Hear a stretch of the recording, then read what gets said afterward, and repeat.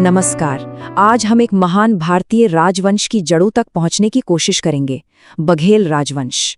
ये कहानी एक दिलचस्प ऐतिहासिक पहेली से शुरू होती है और एक महत्वाकांक्षी राजकुमार की यात्रा पर जाकर खत्म होती है।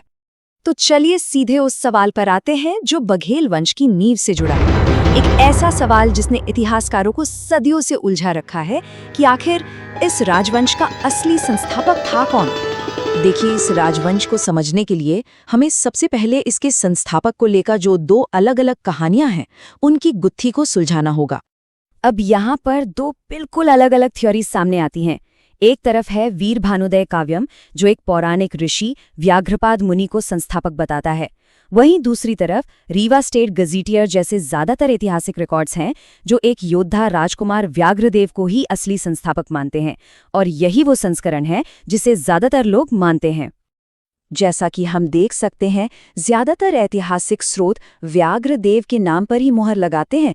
रीवा स्टेट गजीटियर्स से लेकर आर्कियोलॉजिकल सर्वे रिपोर्ट तक सभी इसी तरफ इशारा करते हैं। तो सवाल उठता है कि ये व्याघ्रदेव थे कौन?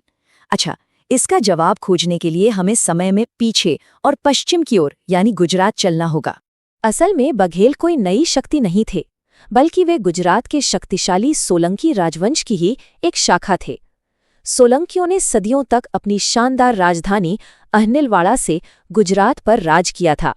और ये बहुत दिलचस्प है कि इस राजवंश का नाम किसी बड़ी जीत या किसी राजा के नाम पर नहीं पड़ा, बल्कि ये नाम एक छोटे से गांव व्याघ्रपल्ली से आया, जो इनके एक पूर्वज को जागीर में मिला था। उसी गांव के नाम से पहले व्याघ्रपल्या और फिर बघेल कहलाए।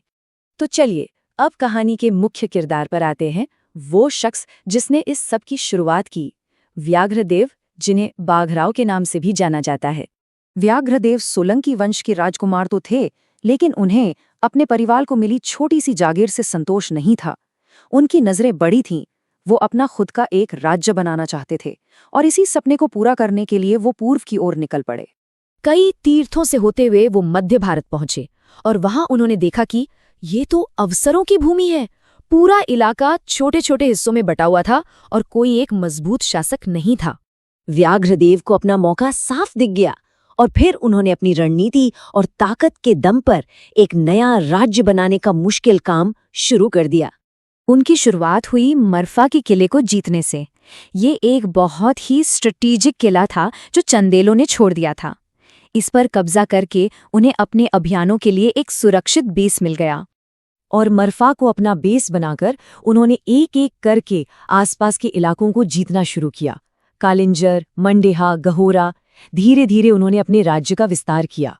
लेकिन सिर्फ तलवार के दम पर नहीं, उन्होंने कूटनीति का भी इस्तेमाल किया। तरोहा के राजा की बेटी से शादी करना एक मास्टर स्ट्रोक था। इस शादी से उन्हें सिर्फ एक सहयोगी नहीं मिला, बल्कि विरासत में तरोहा का पूरा राज्य ही मिल गया। 18 लाख रुपए! उस जमाने में ये एक बहुत बड़ी रकम थी।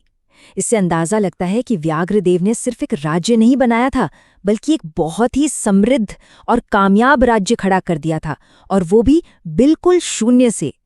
तो अब जब राज्य बन गया, इलाके सुरक्षित हो गए, तो व्याघ्रदेव को एक शक्ति केंद्र की जरूरत थी। एक राजधानी जहां से वो अपने शासन को और अपने राजवंश के भविष्य को मजबूत कर सकें। इसके लिए उन्होंने गहौरा को चुना। 2 नदियों के बीच बसा ये इलाका सुरक्षा के लिहाज से भी और पूरे राज्य पर नजर रखने के लिए भी एक बेहतरीन जगह थी। और इस तरह व्याघ्रदेव ने अपनी विरासत को हमेशा के लिए सुरक्षित कर लिया। उन्होंने एक नए शाही वंश की नींव रखी और एक ऐसा राज्य स्थापित किया जो आने वाली कई सदियों तक कायम रहा। तो इस पूरी कहानी का सार यही है, एक महान राजवंश का उदय गुजरात के एक छोटे से गांव के नाम से हुआ, और ये सब मुमकिन हुआ एक राजकुमार व्याघ्रदेव की महत्वाकांक्षा की वजह से, जिनके वंशज हमेशा के लिए अपने उस पैतृक गांव के नाम यानी बघेल से जाने गए।